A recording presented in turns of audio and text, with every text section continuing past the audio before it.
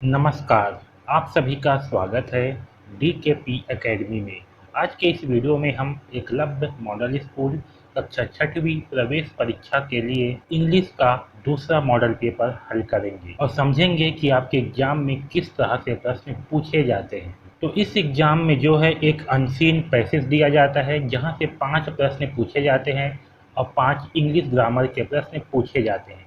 तो सबसे पहले ये समझ लेते हैं कि अनसीन पैसेज को कैसे हल करना है। तो देखिए आपके सामने जो है यहाँ पास अनसीन पैसेज दिया गया है। तो आप जो है इस अनसीन पैसेज को मत पढ़िए क्योंकि आपको जो है ये समझ में नहीं आएगा कि इसमें क्या बोला गया है।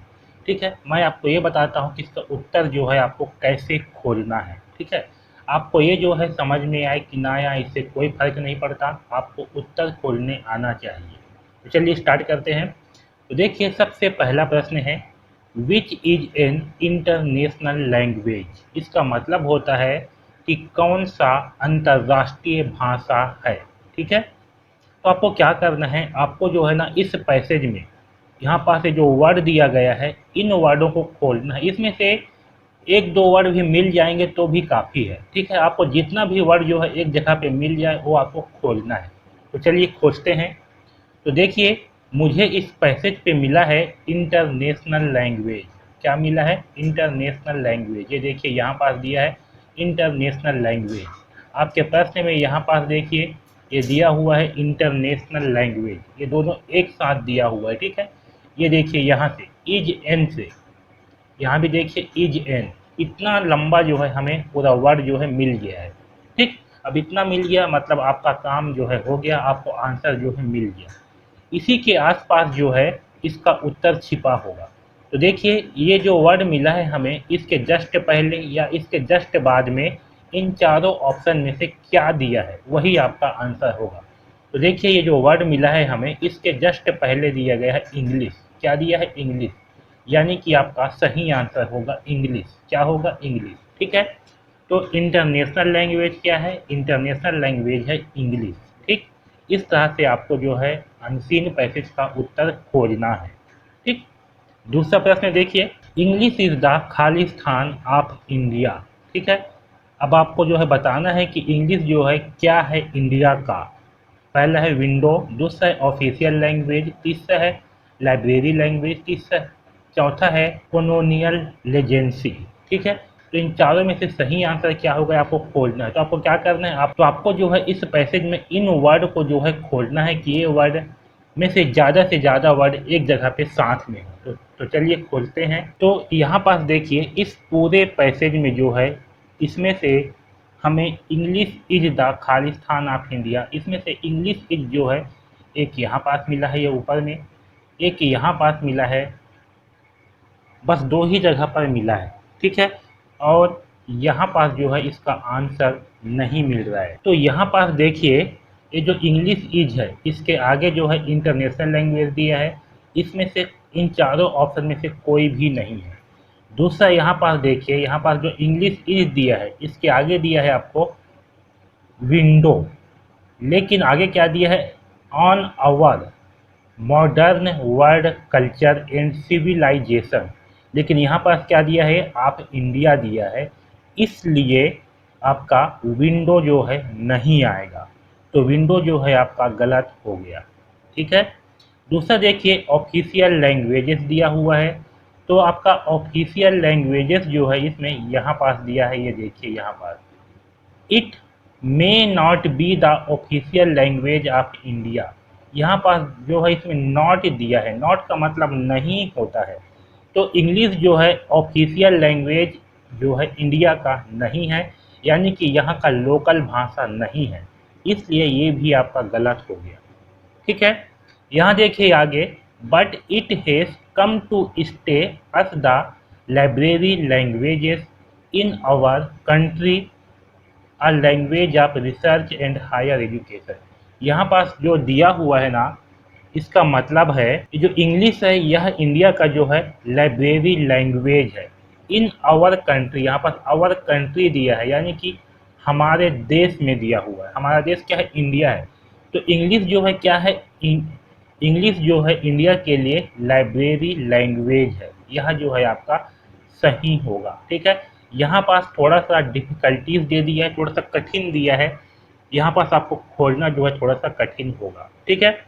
चौथा देखिए यहाँ पास कोलोनियल लेजेंसी, यहाँ पास क्या दिया है समझिए। यहाँ पास दिया है it is view not us, यहाँ पास नॉट अस दिया यानी कि नहीं, इसलिए कॉलोनियल लेजेंसी भी नहीं होगा। इसका सही आंसर होगा लाइब्रेरी लैंग्वेज। ठीक है, इंग्लिश जो है इंडिया का लाइब्रेरी लैंग्वेज है, ये इसका सही आंसर होगा। अगला प्रश्न देखिए, are higher studies possible without the knowledge of English, यानी कि इसका मतलब है क्या बिना इंग्लिश के क्या उच्च शिक्षा लेना संभव है। तो पहला ऑप्शन है यस यानी कि हाँ, दूसरा है समटाइम्स यानी कि कुछ समय, तीसरा है नो यानी कि नहीं, चौथा है ऑलवेज यानी कि हमेशा। तो चलिए खोजते हैं। तो यहाँ पास ये जो वर्ड दिया गया है इसको जो है इसमें खोजते हैं। तो यहाँ पास देखिए, यहाँ पास हमें मिल रहा है are not possible without the knowledge of English. ठीक है, तो देखिए यहाँ पास हमें मिल रहा है नॉलेज ऑफ इंग्लिश, मिल रहा है ये without the knowledge of English, यहाँ पास ये इतना वर्ड जो है हमें मिल गया है, यानी कि आपका उत्तर जो है इसी के आसपास होगा। तो देखिए इसके पहले क्या दिया है, इसके पहले दिया है नॉट पॉसिबल यानी कि नहीं। ठीक है, तो सही आंसर होगा नो, यानी कि बिना इंग्लिश के जो है उच्च एजुकेशन का पॉसिबल नहीं है। अगला प्रश्न देखिए, चूज द इनकरेक्ट स्टेटमेंट, यानी कि गलत स्टेटमेंट इनमें से कौन है वो हमें चुनना है। तो देखिए पहला है English is the language of trade and commerce, यानी कि जो इंग्लिश है वह ट्रेड और कॉमर्स की भाषा है। तो देखिए ये जो है आपका सही कथन है या गलत है। तो देखिए यहाँ पास देखिए ऊपर में दिया हुआ है it is the language of trade and commerce. ठीक है, यहाँ जो है इंग्लिश के बारे में बता रहा है कि इंग्लिश जो है वह भाषा है ट्रेड और कॉमर्स का। ठीक है, दूसरा देखिए English is a window to modern world. तो यहाँ पास देखिए, यहाँ पास दिया हुआ है English is a window on our modern world. ठीक है, यानी कि ये भी बिल्कुल सही है। तो दोनों जो है आपका सही कथन हो गए हैं। तीसरा देखिए English is a library language in our country. तो यहाँ पास देखिए दिया हुआ है the library language in our country. ठीक है, यानी कि आपका तीसरा कथन भी सही है। तो क्या बच गया, चौथा बच गया। तो चौथा क्या होगा, ये आपका गलत होगा। ठीक, सिंपल सा है भाई, जब तीन सही हो गया है तो चौथा क्या होगा, गलत होगा। ठीक, अब देखिए पांचवा प्रश्न, which word the passage is opposite of sharp, यानी कि शार्प का उल्टा शब्द क्या होगा। ठीक है, यहाँ पास जो है ये पूछा गया है कि इस पैसेज में जो शार्प वर्ड यूज है इसका अपोजिट वर्ड क्या होगा। शार्प का मतलब होता है तेज। ठीक, इसका उल्टा वर्ड क्या होगा, तो ये आपसे तभी बनेगा जब आपको शार्प का मतलब पता होगा, इसका अपोजिट वर्ड आपको याद होगा, तभी जो है प्रश्न आपसे बनेगा, नहीं तो नहीं बनेगा। अपोजिट वर्ड जो है ना, इसका आंसर आपको इस पैसेज में नहीं मिलेगा, ये आपको याद करना पड़ेगा। तो देखिए यहाँ पास दिया है लेजेसी। लेजेसी का मतलब होता है परंपरा। क्या होता है, लेजेसी का मतलब होता है परंपरा। कल्चर का मतलब होता है संस्कृति।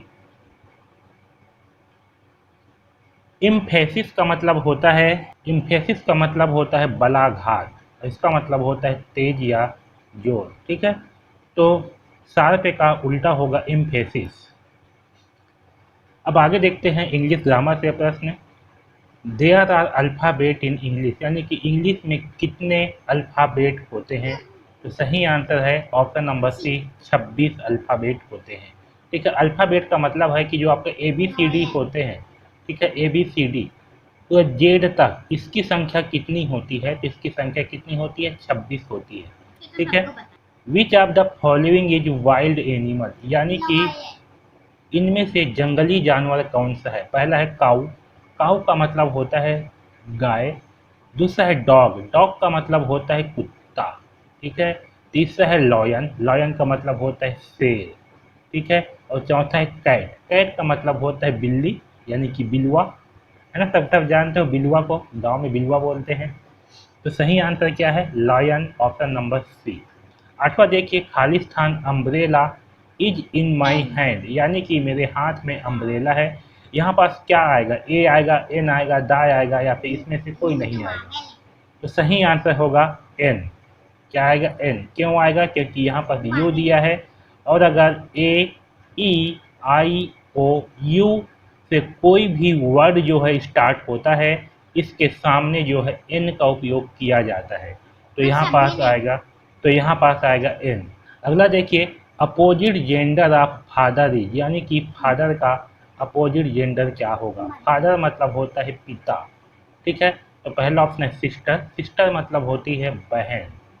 बॉय, बॉय मतलब होता है लड़का, ठीक है। मदर मतलब होती है माता, और गर्ल मतलब होती है लड़की। इसका सही आंसर होगा मदर, यानी कि माता। ऑप्शन नंबर सी सही आंसर होगा। चूज द करेक्ट प्रीपोजिशन, यानी कि सही प्रीपोजिशन का चयन करें। यहाँ दिया है आई वेंट टू मार्केट, खाली स्थान बाइकर, यानी कि मैं मार्केट साइकिल से जाता हूँ। इसके सामने कौन सा प्रीपोजिशन आएगा वो आपको बताना है। पहला है विथ, दूसरा है टू, तीसरा है बाई, चौथा है एंड। सही आंसर होगा बाई, ठीक है। जब भी हम किसी वाहन का उपयोग करते हैं कहीं जाने के लिए, तो उसके पहले बाई का उपयोग किया जाता है, ठीक है। तो सही आंसर क्या होगा, सही आंसर होगा बाई, ऑप्शन नंबर सी, ठीक है। तो इसी प्रकार से प्रश्न जो है आपके इंग्लिश के पेपर में जो है पूछे जाते हैं। इन सारे प्रश्नों का जो है आप अच्छे से अभ्यास करिए अपने मन से, ओके।